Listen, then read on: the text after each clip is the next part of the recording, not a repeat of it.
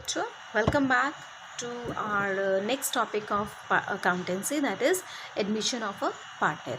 रचे पार्टनरशिप में we have discussed partnership क्या चीज़ होती है, फिर सेक्रीफाइसिंग और गेनिंग रेशियो निकाली जाती है, then what is the treatment of goodwill, how do we treat the reserves and accumulated profits and losses, and how we treat the revised values, the revaluation of assets and liabilities, how we have to do.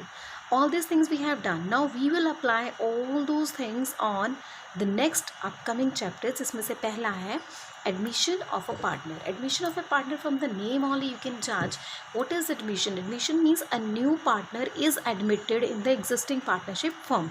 इससे क्या होगा, जो पुराने partners हैं वो अपनी share का, अपनी रेशो का कुछ पार्ट न्यू पार्टनर को देंगे. That means they'll have to sacrifice some portion of their share, and the new partner who will be coming, he will be gaining.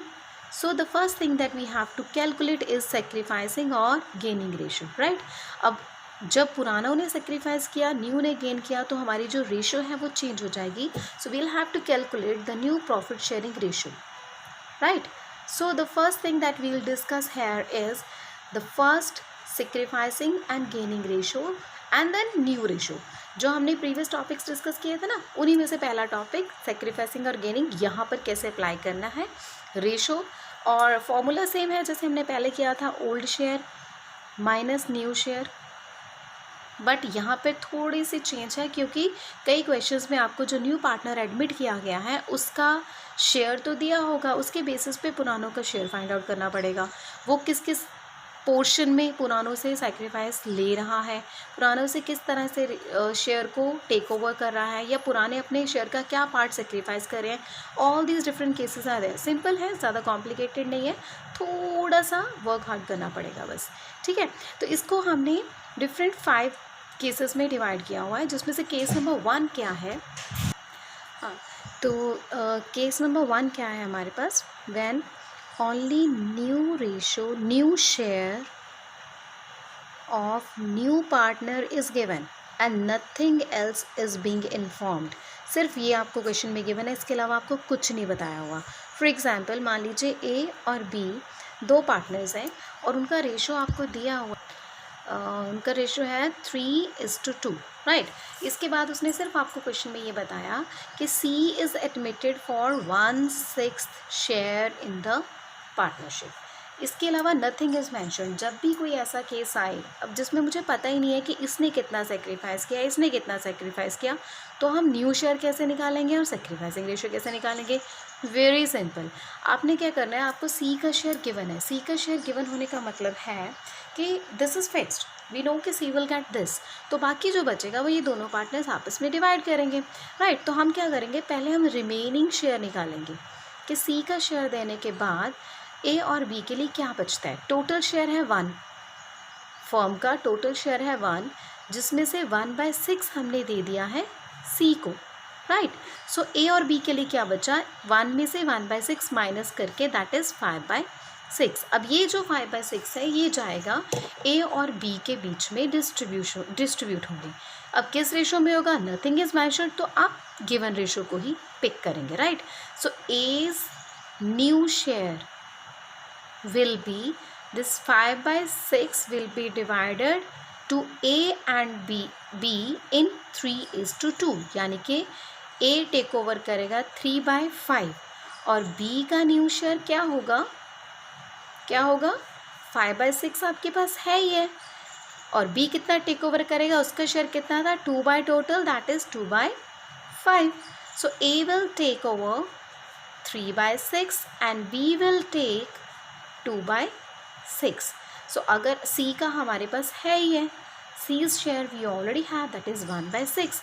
तो अगर मैं न्यू रेशो निकालूँ तीनों पार्टनर्स की, तो न्यू रेशो क्या बनेगी हमारे पास, A:B to C is 3/6, 2/6 and 1/6, that is it is 3:2:1. So this is our new share. This is according to case number 1.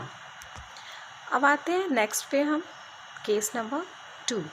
Case 2 में क्या है, इसमें था कि ओल्ड पार्टनर का कुछ नहीं बताया किस रेशो में शेयर कर रहे हैं, सिर्फ ये बताया कि न्यू पार्टनर का शेयर क्या है. केस 2 में क्या है, old partners sacrifice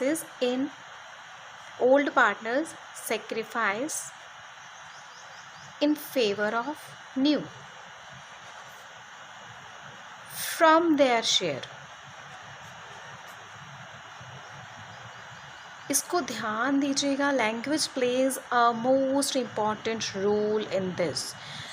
the old partner sacrifice in favour of new from their share. From का मतलब है गिवन शेयर में से आपको सेक्रीफाइस दिया होगा, आपने सीधा माइनस कर देना है.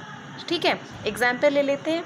ए एंड बी रेशो है 5:4. सी इज़ एडमिटेड और सी के लिए ए gave 2/9 and B gave 1/3. ये डायरेक्टली आपको बताया हुआ कि A ने 2/9 दिया है, B ने 1/3 दिया है from their share. So what will we do? Nothing to worry. A का sacrifice is given, that is 2/9. B का sacrifice is given, that is 1/3. आप सिंपली न्यू शेयर निकालिए. न्यू शेयर कैसे निकलता है? Old share minus sacrifice, that is 2/9, तो उसका share आ जाएगा 3/9. और बी का शेयर कैसे निकलेगा? बी का ओल्ड शेयर है 4/9 माइनस सेक्रीफाइस है 1/3, तो न्यू शेयर कैसे आएगा? 4 माइनस 3, दैट इज़ 1/9. ए और बी का न्यू शेयर आ गया. सी का शेयर हमें बताया हो उसने. सी ने ए से कितना लिया था? 2/9 फ्रॉम ए, एंड बी से उसने लिया था 1/3, यानी कि उसका टोटल शेयर हो गया this plus this, so it comes to 5/9. तो अगर मैं रेशियो निकालूं, so it will be A:B:C, and the new ratio, A का कितना शेयर है? 3/9 और बी का है 1/9 और सी का है 5/9. So your new ratio will be 3:1:5. This is new ratio. ये केस आ गया सेकेंड. 5 केसेस है, आज 2 ही केसेस डिस्कस करते हैं. इससे रिलेटेड क्वेश्चंस आपको सेंड कर दिए जाएंगे, राइट. फिलहाल आप इनको ईजी आराम से समझिए, क्योंकि ये 5 केसेस बहुत ज़्यादा कॉम्प्लिकेट हो जाते हैं अगर बच्चा सारों को एक ही बार में करने की कोशिश करे. हमने 2 केसेस डिस्कस किए. केस 1 में व्हाट वी डिड इज़, अगर आपको ओल्ड शेयर दिया है और नए पार्टनर का सिर्फ न्यू शेयर गिवन है, नथिंग एल्स इज मैंशन. सो हमने क्या किया, सिंपली न्यू शेयर को पिक किया, रिमेनिंग निकाला और रिमेनिंग को ओल्ड पार्टनर के ओल्ड शेयर में डिस्ट्रीब्यूट कर दिया. हमारे पास न्यू रेशो आ गई. सेकेंड केस हमने किया कि हमारे पास जो बताया है उसने कि पुराने पार्टनर्स ने अपने रेशो में से इतना पार्ट दे दिया फ्रॉम देयर शेयर. तो जब भी फ्रॉम देयर शेयर आएगा दैट मीन्स आपको सेक्रीफाइस ऑलरेडी गिवन है. आप सीधा ओल्ड में से सेक्रीफाइस को माइनस कीजिए, you will get the new. एक फॉर्मूला आपने याद किया था, old share minus new share and you get the sacrifice, right. So अगर आपके पास ओल्ड है और सेक्रीफाइस है तो आप न्यू निकाल सकते हैं. सेक्रीफाइस को इधर ले आए, न्यू को उधर ले जाएं. So this will be old minus sacrifice, that will be equal to new share. So वही हमने यहाँ पे किया है.